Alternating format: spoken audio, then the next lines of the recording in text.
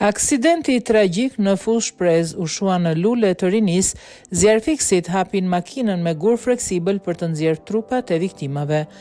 Pak pas mesnatë, rreth orës 23:50, një tragjedi ndodhi në fushë shprez në aksin fushë Krujvor, ku një automjet u përplas me një betoniere në fshatin fushë shprez e si pasojë kanë humbur jetën 4 persona.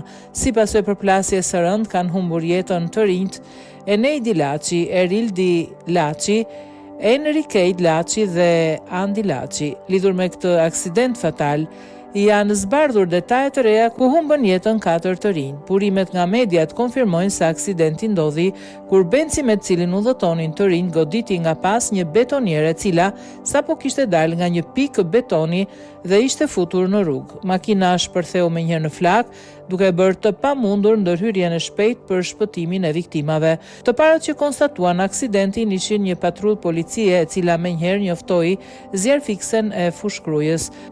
Por për shkak të intensitetit të flakëve, kjo e fundit nuk arriti ta shuante zjarrin duke bërë që të kërkohej ndërhyrja e zjarfikses nga Tirana. Sipas burimeve, trupat e viktimave ishin shkrumbuar plotësisht duke bërë të pamundur nxjerrjen e tyre me mjete të zakonshme. Autoritetet u detyruan të përdorin një mjet prerës elektrik për të hapur makinën dhe për të nxjerrë trupat e pajet.